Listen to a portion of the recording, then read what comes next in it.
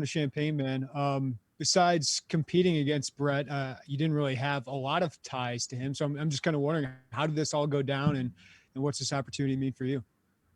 Well, you know what? Brett and I's relationship was from a long time ago, back when he was an assistant at Iowa, when he was at Wisconsin as an assistant and a head coach. I was at University of Minnesota. We recruited down in South Florida together a lot, and we've been friends for a long time. And we've kind of always, between the two of us, always thought we'd hook up and work together. And it's finally worked out, and I'm pumped and fired up. And I'll tell you what, Illinois' got a great guy that's going to do an unbelievable job here. You've shown some versatility as a play caller, pass heavy at some places, run heavy other places. What do you and Brett want to be offensively, identity wise and scheme wise?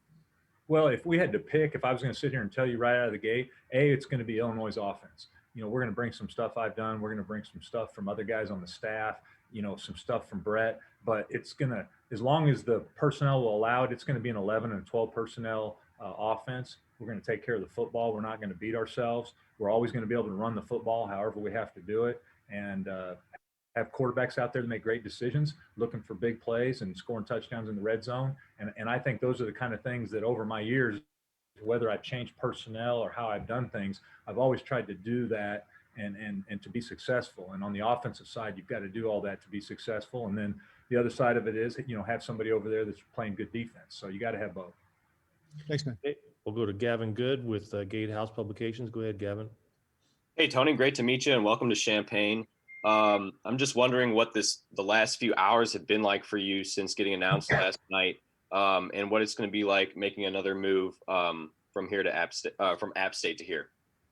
Well, since last night, I mean, I knew as soon as it got announced, because all of a sudden your phone blows up and you start getting all the texts from all the people that are close to you and you've worked with and congratulating you and hey, fired up, you're back in the Big Ten and all that. And me and my wife are very excited. We spent 8 years in the Big Ten, love the conference and love the Midwest. That's where she's from. And we're very excited to be here. So as far as moving from App State's a great place. We loved it there. We were only there a year. But can't say enough about Sean Clark, the head coach there, and what they do in their football program. But we're excited to move on and come here. We can't wait. And our youngest is actually a freshman at Florida State. So this will be the first time in my career where all of a sudden Beth will be able to just pack it up and boom, we can get out of there. We don't have to wait for the semester to end and school and all that kind of stuff. So we're fired up. All right. Thank you and welcome. Thank you. All right, Brett Behrens from WCIA TV. Go ahead, Brett.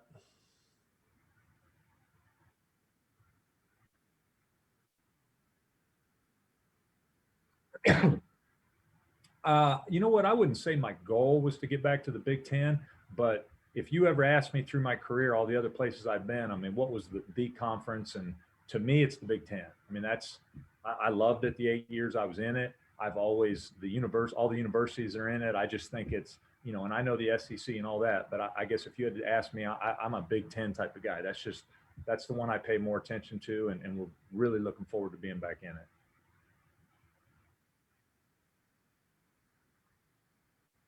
I just actually watched a little bit today, fired up about Brandon, Isaiah. I know I've got a whole group of guys right there, but I got some guys that have played some ball, especially Brandon's played a lot of ball. I was listening a little bit of his Zoom call right there. I'm fired up to sit down and meet with him. And I'm going to kind of tell him, in the last 6 years, I've had a couple of senior guys that I've had to bring in. I had Jeff Driscoll at La Tech.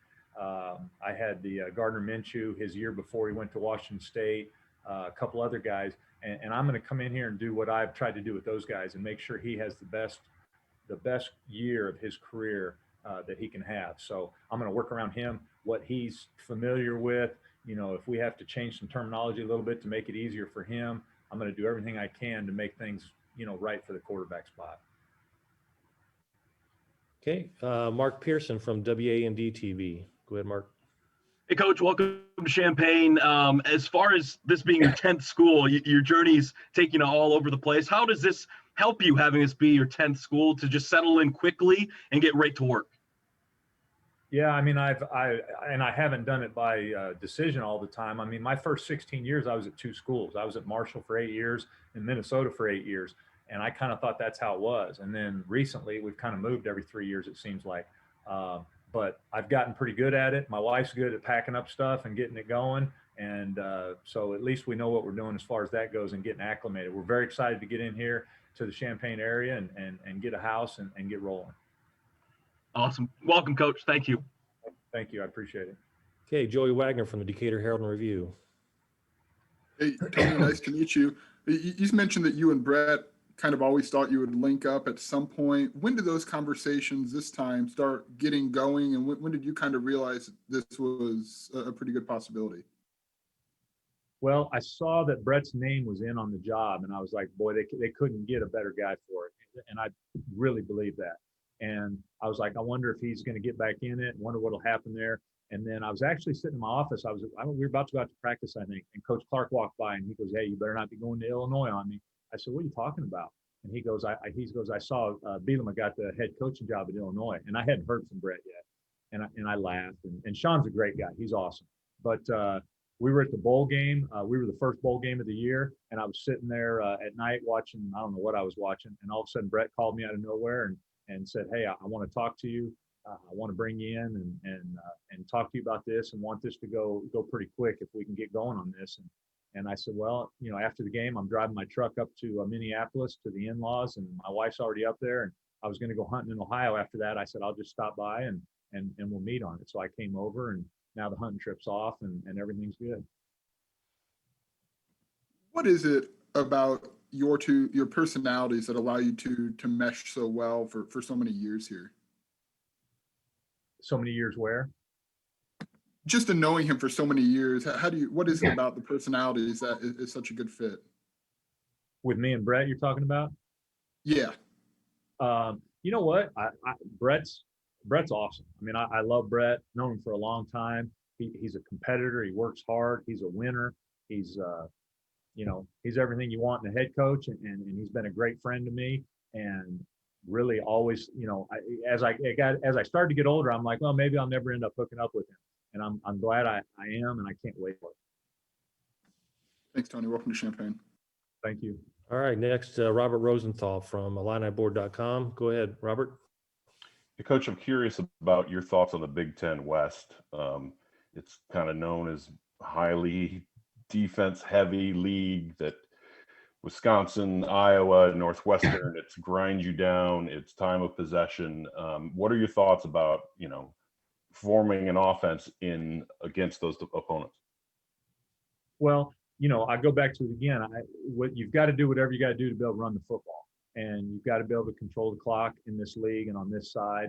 Quarterbacks making good decisions, but the other side of that is you got to put up some points, and you got to be able to find some explosive plays, and you really got to lock in on. In the last few years, as you get into the red zone, it's trying to find ways, whatever you got to do to score touchdowns and not kick too many field goals. Now, the flip side of that is, there's a lot of times you're playing in some defensive battles in the Big Ten, and there's going to be a decent amount of punts, and there's going to be some field goals. So, there's a fine line there, and at the end of the day, you got to make sure you take care of the ball when you're doing it. But it's kind of everything that I believe in, and Brett believes in, how we're going to put this offense together. And sometimes it'll depend on kind of what defense you're playing and who you're playing. And would you say you change your approach for a league like that, or is it like, this is what we do? We're going to do it if it's in the Big 12 and we're scoring 50, or if it's in the Big 10 West where somebody's trying to win by 7? Well, at the end of the day, as long as we score one more point than the other team, I'm fine. It doesn't matter how many points we score. So some games you might have to go out and score 40 points to win that football game, and some games in a Big Ten contest it could be 17-14 type of game.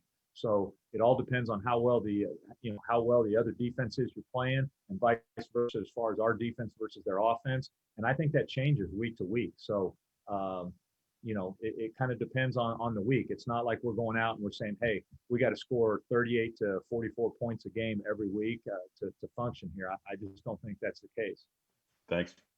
Okay, Colin Likas from the News Gazette, Champaign News Gazette. You're up. Hi, Tony. Nice to meet you. You mentioned this a little bit with Brandon at quarterback, but really a lot of your offense is staying intact for next season. A lot of the offensive linemen coming back as well. With all of these incumbents, I mean, sometimes when there's coaching turnover, there's a lot of roster turnover as well, but clearly that's not the case with your offense. Does that make it Do you think that that might make it easier to install what you're going to try and do here, or how does that affect you trying to install what you want to do, having all these veterans and seniors coming back? Well, love having a bunch of veterans and seniors coming back, especially on the offensive line at the quarterback position. It looks like we've got a couple running backs too. So anytime you've got linemen that have got a lot of experience, and a lot of those guys do, and a quarterback that's played a lot of football games, you're in a better situation no matter what. So very excited about that. We'd much rather have it that way than have to come in and have a freshman or sophomore quarterback and a bunch of linemen that haven't played a lot of plays. So you got a lot of kids that have played a lot of snaps in the Big Ten. Okay, next we'll go Carson Goody from the Daily Illini. Go ahead, Carson. Hey, Coach. How's it going?